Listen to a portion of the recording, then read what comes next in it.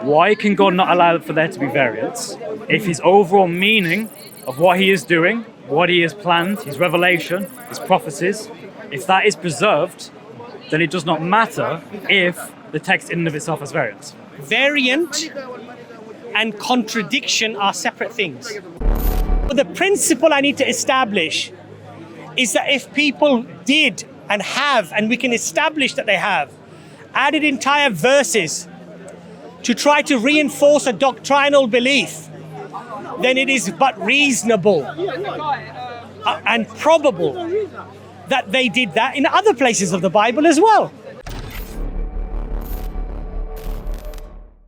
Now let's talk about the Bible. Yes. Is it the inerrant word of God?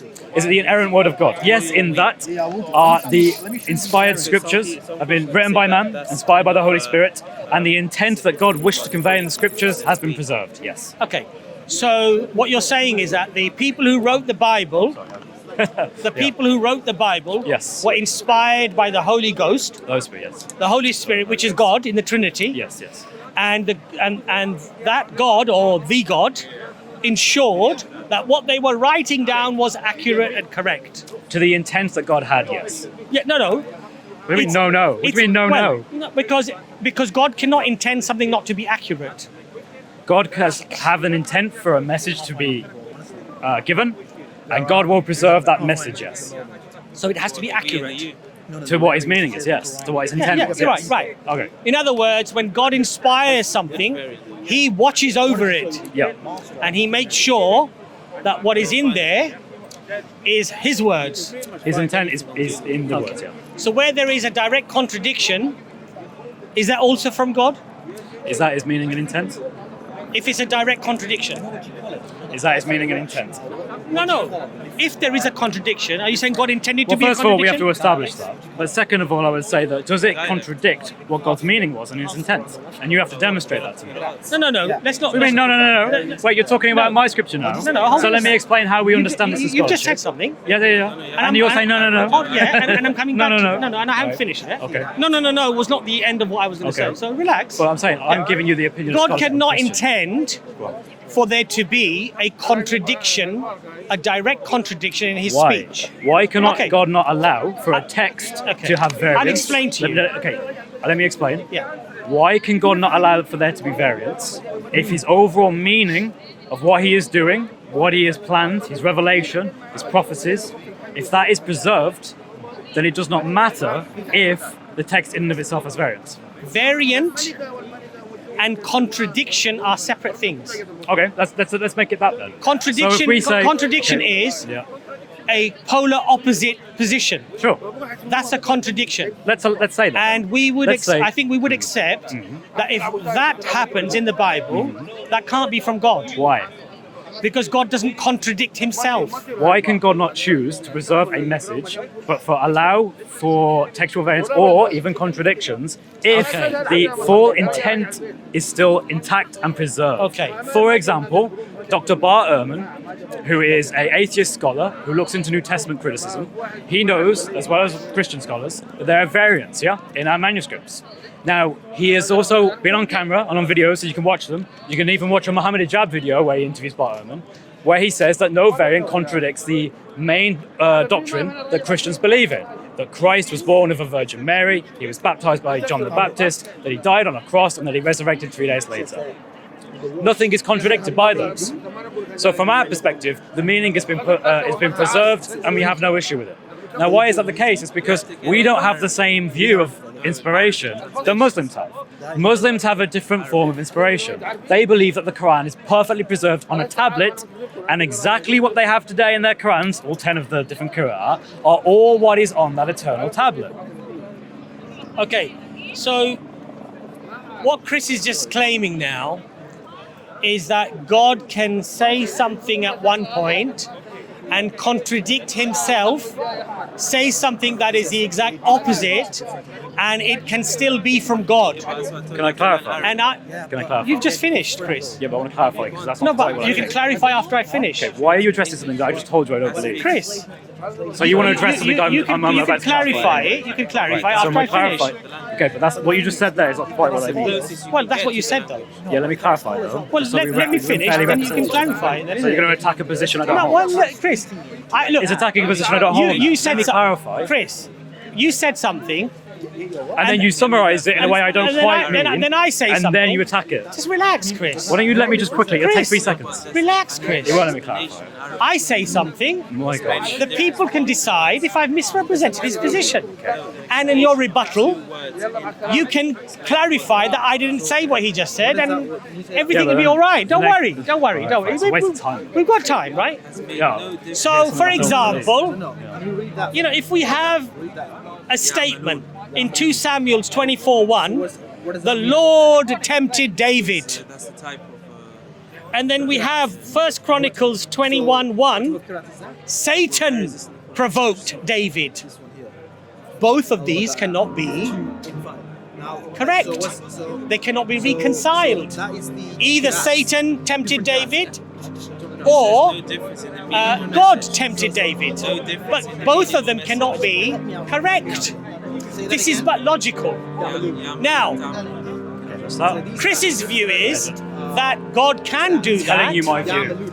God can do that. Will you let me speak? He can contradict himself. Right? He can contradict himself, and it still is from the Creator, from God Almighty.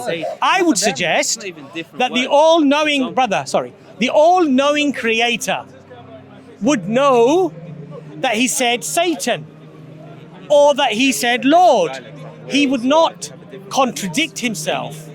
So what that proves to us is that the Holy Ghost, God Almighty, could not have been ensuring that the scriptures were written down as he spoke them or as Jesus spoke them. Now I'll let you come back in, Chris.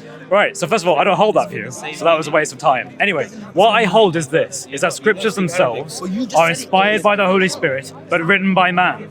In other words, the Holy Spirit guides man to make sure that the meaning of the text is preserved, but that does not allow for the author's own writing style, for example.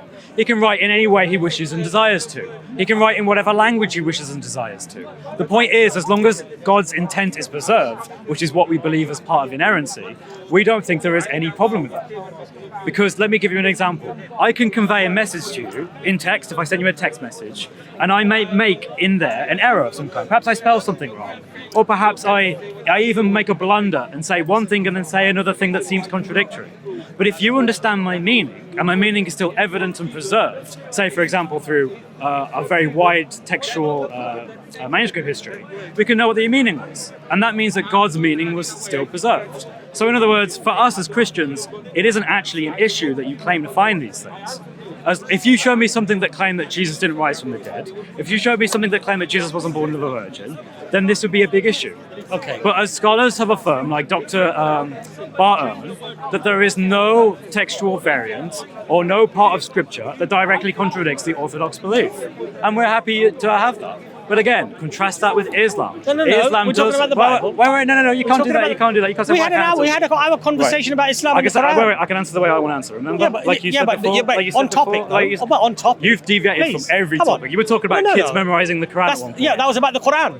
Yeah, well, okay, this is about the Bible. I'm comparing it to Islamic position because ours is not the same. We don't have the same view of scripture that Muslims do. And this is why Muslims often misunderstand this. They keep thinking that we think that the text that we have is exactly the same as God himself spoke it in a literal sense, that there cannot be any inclusion of a man-made variance in style or in language. That's not true. We believe it's inspired through God working through man. There's a big difference there. But again, he can't address that because... I am addressing it. What do you mean I'm not addressing it? Okay, you finished? No, I'm done. I didn't interrupt you? Well, you did a few times, but yeah. You said, don't talk about that, that's I not just a said topic. don't talk about the Quran because we had over an hour discussion. Though, isn't it? Oh, Chris, okay. You're being... All right, okay. I apologize for telling you to stick to the You don't topic. need to apologize. Just for sticking to the You topic. don't need to apologize. Now, okay. So, now Chris's claim is that, yes, there can be contradictions. Yes, there can be errors. Yes, man can write things in there that God didn't say or that Jesus didn't say, but it doesn't change the overall message of Christianity. I've heard many Christians say this, and this claim is false on many reasons, for many reasons. Give me one. First of all, it is the very words, when you accumulate them together, that they give you the meaning of what it is to be a Christian. And depending upon the number of words that you change, it changes the meaning of what you should be believing and what you should be accepting. And when any corruption has come in, the question that needs to be asked, how much corruption has taken place? Now, sometimes corruption could be just one word in an entire paragraph or page. I agree. And it could completely change the whole meaning of that page, or of that book, in fact. So it's not just about the quantity, but it's about the quality of those changes as well. Now, I've given you an example. Can you give me one? I've given you an example where it says God, relevant God, Chris, please. I'm just helping you along. Don't help me, please. I don't need any help. No, I don't need your help. No, I want you to show me something that contradicts contradicts Orthodox teaching. Show me. Okay, there we go. First, that's the fair standard, right? No, but you shouldn't be Yeah, I think asking me that's the fair questions standard. while I'm talking anyway. Well, just tell me one that But I'll contradicts answer that Orthodox question at the end, right? At the end. Well, at the end of what I'm answering, Chris, you know? So the reality, my friends, is this, that it's an accumulation of those words that derive conclusions and meanings and doctrine. And what we find is that even in early Christendom, you have ecumenical councils over 6 or 7 centuries debating and discussing even the nature of Jesus himself. Whether he's fully God or fully man, or whether, he's fully God and fully man, or was he fully human? And over 6 or 7 centuries, they could not come to a conclusion. These were the highest of eminence, highly recognized and respected clergy, bishops, 300, 400, 500 gathering together. And they could not come to a conclusion on the basic definition of Jesus himself. So these are problems, and words matter. And when you've accepted already that those words have been changed, you have to accept that the meanings that you derive from those words have also been changed. And to argue that, but our fundamental foundational concepts of Christianity, Jesus being God, Jesus dying on the cross and being resurrected, and only in the blood of Christ can we achieve salvation, this has not been corrupted. This has not been changed. How can you make that claim? How can you make that claim when there were early Christians, Ebionites, who did not believe in the divinity of Christ, who were slaughtered, who were killed, who were massacred for holding that belief? So I'm sorry, Chris, if you say that there's changes, if you say there's corruption, one of the things that Allah says in the Quran, had this book come from anyone other than your Lord, surely within it you would have found many contradictions and errors. Contradictions and errors tell you that the book cannot be from God. Or if it was, it certainly is not preserved. And so our claim to our Christian friends is that when corruption has occurred, it is but reasonable that a loving God, that a caring God would correct those changes, would correct that corruption. Just as he did it when he sent Jesus, peace be upon him, to the Jews. What does Jesus say? I have not come but to the lost sheep of the house of Israel. I've come to correct their mistakes. You finish up. And what did Muhammad sallallahu alaihi wasallam say? Exactly the same thing. That where the other books have corrupted the message of the Creator, this is the standard. Okay. This clarifies the corruption and clarifies the religion for you. Okay, so I said to him, show me an example in scripture that contradicts a basic Orthodox belief. He said he would at the end. He didn't. Second of all, I haven't finished. You said I gave you. You just went on. You just went on. You want me to get 1 John 5:7. 1 John 5:7. Right. Okay, go on then. Tell me how that contradicts scripture. No, Go. tell me first. No. read He it. just said he would Let's tell me read- where it contradicts Orthodox belief. Let's read Show first. me. Let's Well, read- first of all, 1 John 5:7 actually affirms the belief, so I don't know how that makes any sense. No. But second of all, what he's doing is he's saying, No. here is a variant that Hold on. I know in the Bible. Hold on. This contradicts, Hold but on. it doesn't. The actual variant affirms Orthodox teaching, so that's why you're false. Hold on a second. Now, hey, let me finish. No, let but me speak. You asked me Let for the, me speak. Okay, I'll come back to that. Let me speak. I'll come back to that. Well, I hope you do. But will, listen, I he will. also then went on about how, the early church fathers, they argued about things. So, what's that got to do with the internal text? That's nothing to do with the internal text. People debate theology. Shall I bring up the Shia and the Sunni? Shall I bring up the fitna, the civil war in Islam?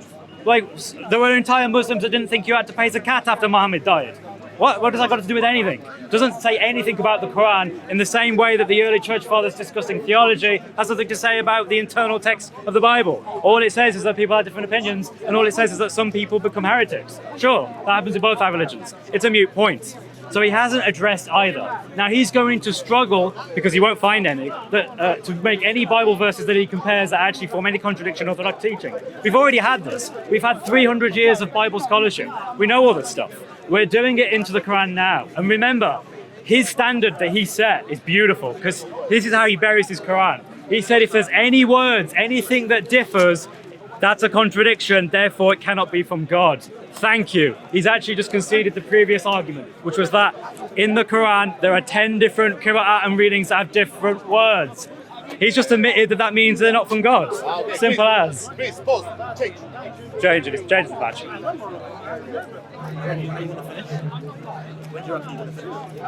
Okay. I'm just going to get going. So look, Chris has gone into again shotgunning. What? Yeah, it's I spoke less than you did. But it doesn't matter. Shotgunning. If I speak less than He him, said you're shotgun. there are differences with Shia and Sunni. And fitna. Okay.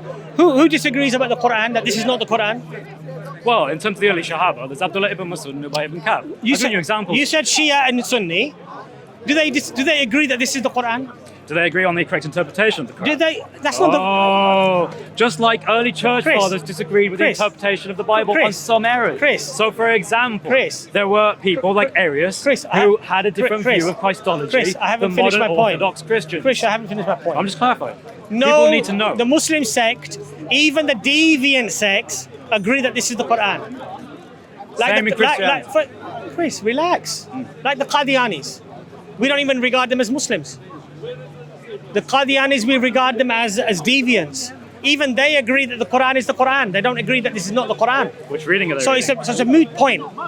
Now, the point that I'm making to Chris There's 10 different is that according to you, that in means they 1 can't John come 5:7, Okay, yeah, you're going to point to that. it is a verse that spells out the Trinity like no other verse ever Apart did. from Matthew 28, verse 19. No verse ever where it did. says that you should pray in the name of the Father, Son, and Holy Okay? Spirit. Now, Baptize in the name of the what Father, we find Yeah. is that many modern day Bibles have removed that verse as an interpolation, as an addition, as a The fabrication. Quran we have today removes the verse as in a Surah fabric, 33, ayah 6. Chris, it's I'm making- you make- no, it's my turn. You have to be quiet. No, You will. yeah, thank you. Just don't waffle on. Just like you do, yeah. Yes, I waffle. So, 1 John 5:7, we found that before the 15th or 16th century, this was a margin note. It was a note in the margins. And in some of the later Bibles, somebody included a margin note into the Bible.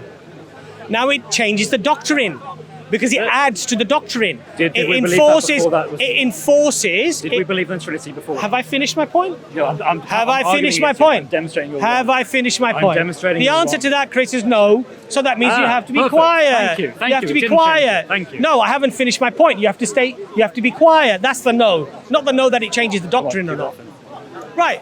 So these are now doctrinal verses that are being added into the Bible to provide a doctrine that's already agreed upon, that this is what we believe. Some of the verses, And yeah. so we're going to add verses to justify that doctrine.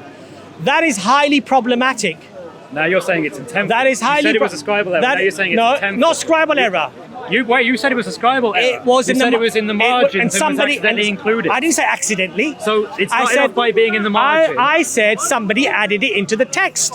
You said it was in the margin. And as a scribal. There are Bibles today that still have that verse in there, even though they know it's an interpolation, a fabrication, like the King a James change, version that came like right? They still have it in hundreds of there. years? They haven't removed it. The King so James. there are Bibles that are clearly promoting falsehood. If I get my nib out now, I can tell you that verse has a footnote in it that tells you very clearly that this isn't found in the earliest manuscripts. So his point there is mute. Secondly, So it's a fabrication. the doctrine of the Trinity does not derive from that verse. In fact, in all my time debating the topic here at Speaker's Corner, I have never mentioned that verse. In fact, I've never actually heard a Christian. The only people that mention that verse are Muslims. The Christians use Matthew 28:19, John 1:1, John 12:37-41, John 20 verse 28, Revelation 1:8. We use tons of others. Philippians 2:6. We can go on and on about verses that prove the Trinity. So that's a mute point. It doesn't change the Orthodox belief. Now, I challenged him to give me one example of a contradiction or a variant that does, and he couldn't give you one. So again, he can't refute my point. And for that reason, I stand in good ground that the Bible has been preserved in its meaning. That Christ came to die for our sins. He died for our sins and was resurrected 3 days after and raises and sits at the right hand of the Father. Okay, you finished? Yeah. I didn't interrupt you? No. Okay. So Chris said that give me a verse that changes the doctrine. Right, I gave a verse, 1 John 5:7. Change the doctrine. It Does it change the doctrine? Relax, No, Chris. because you're lying. Relax, I Chris. literally just said to them, Chris, I haven't. Chris, did I interrupt you? Did I interrupt you? See, I'm not lying, though. Did I interrupt you? See, it's very difficult for someone Did to... I interrupt you? Did I interrupt you? No. Don't lie. Relax. Don't storm. Relax. Attack my argument. Relax, No, Chris. just make it up. Chris, I already why are you explained. getting frustrated? Because you just lied. Why are you becoming 1 rude? John 5:7. Does that establish Trinitarian why doctrine? are you... Just answer. Chris, Does it answer? I am answering the question. Right, you're saying 1 John 5:7 Chris, establishes I Trinitarian am doctrine. answering what you said. Right, I've just I'm told addressing you directly that what it you doesn't. said. Can you have some manners? Can you address what I'm saying? Yeah, I am addressing it. No, you're just making it up. I am addressing it. I never said But 1 John 5:7. Chris, you have in to have any way. manners. You have to have Okay, manners. Just 1 John 5:7 Chris, is the only verse that establishes the Trinity. Chris, I didn't argue that point. That's not my point. Okay, go on then. What's your point? Because that's what you were But saying. you're not letting me finish. No, that's what you were saying. No, you're not. You just No, said that no. 1 John 5:7 You're is a not doctrinal letting me change. finish. You're not letting me finish. He tells lies. All I have to do is establish a principle. And what's the principle I have to establish? I don't have to go to every verse to disprove it. Why don't I have to do that? I'll tell you why I don't have to do that. That's why you we can't. don't have the early manuscripts. I gave about 5 verses. Chris, to this I haven't one. finished my point. Yeah. If those early manuscripts don't even exist till the 2nd, 3rd, 4th, 5th, Yeah, 6th papyrus. century, right? Yeah, papyrus. How can we establish that those verses were there or they're not there? How do we do that with the Quran? So How do we do that with the Quran? all I need to do is I need to establish a principle. And the principle I need to establish is that people have added verses that are in fact very doctrinal. Same with the Quran. Now, Surah 33. what does ayah that 6. principle prove? Ubay ibn Ka'b had What and that Muhammad is the father. Chris, I'm just telling you an relax, example. I'm Chris. telling you an example. I don't want an example Oh, you don't want one. because I haven't finished my point. You're condemning your Quran. I You haven't understand finished that? my The more point. You go into this, the more Chris, you condemn the really Quran. need to relax for a bit. You really need to Come on, take you a keep chill. speaking long, take long, a chill pill. Just quick and to the point. So the principle I need to establish is that if people did and have, and we can establish that they have, added entire verses to try to reinforce a doctrinal belief, then it is but reasonable and probable that they did that in other places of the Bible as well. And what that establishes is that the doctrine often resulted in the texts that were written down in the Bible or the texts that were chosen rather than the text establishing the doctrine. That's what it shows. What are you on about? So it's people who already believe certain things and they discarded the things that they didn't like, that they didn't agree with, And this is what we call tahrif. Didn't I tell you that the Have I finished my point? Exactly that. Have I finished my point? And he's now saying, no, Have I with the finished? Bible, it means your Bible. Have I finished? Have I finished? You're contradicting Have I yourself finished? in the debate. Have I finished? This is terrible. Have I finished? The So, same standard have he's I holding the finished? Bible to Chris, condemns his Quran. Chris, have some manners. I haven't finished. No. If you're No, going to what? waffle, You don't want to have I'm manners? going to inject. So you're not going to show when manners? you waffle, I will inject. So you're not going to have manners? No, because you just waffle on So and now, on. look, Listen, this is can very we have, telling. Can we have a timer? This can is we have very 1 telling. minute timer? Have a 1 minute timer. Ben, have a 1 minute timer. Because he keeps waffling. 1 minute. 1 minute. 1 minute. Yeah, start now. Let him start. And then he can go for 1 minute. Okay. So I've lost 3 seconds already. So all I have to do, my brothers and my sisters, out of fairness, is I have to establish a principle. And the principle is we have doctrine that is being converted to verses in the Bible. Not the verses converting the doctrine. Not the verses guiding the doctrine. The cart being put before the horse and not the horse before the cart. That's the principle I have to establish. And I've established that with 1 John 5:7. And what that shows us is that there were Christians who actively added and changed the scripture to fit their own predispositions, things that they already believed. And that cannot be the word of God. That's the word of man. I've finished early. 1 minute to you, Chris. Just note what he just said. First of all, the entire Islamic narrative is, wait, the oral tradition comes before the text. He just made an argument against that. He's just destroyed his own religion again. He just said, wait, it's a cart before the horse, right? He's saying that this was the traditions, the text comes first, then the traditions, instead of the traditions coming before the text. No, the traditions did come before the text. They came from Jesus and the disciples. And that's his own belief in Islam. He thinks the oral text came before the written text. So why is he critiquing his own religion? Second of all, he just made it absolutely clear, that if there are any changes or additions, that means it can't be from God. Congratulations, he's just disproven Islam. Because I told you, Abdullah ibn Masud, Ubay ibn Ka'b had different surahs, therefore they had different Qurans. And Uthman standardized it. The account he wants to hold the Bible to, he cannot apply to Islam. Why? Because otherwise it disproves Islam. You've just disproven it. Done a minute. Thank there, you. Yeah? Okay. He talks about the oral tradition in Islam as if somehow it's comparable that to the Christian history. I mean, Chris, please. I mean, even to go there is embarrassing. Because tell me one Christian today, anywhere in the world out of the 2 billion who've memorized the entire Bible word for word. First of all, they don't even know which Bible to memorize. How many verses, which words were the words of God? Today we have 20 million, 15 million, at the lowest estimate, 11 million Muslims, including children, who've completely memorized the entire Quran. The oral tradition between Islam and Christianity is chalk and cheese. You can't even compare it. And this is why I argued we have a unified reading today, which you don't have, which establishes the fact that you did not have a robust oral tradition. Because if you had a robust oral tradition, at the very least today, you would have one unified reading of the Bible. You don't.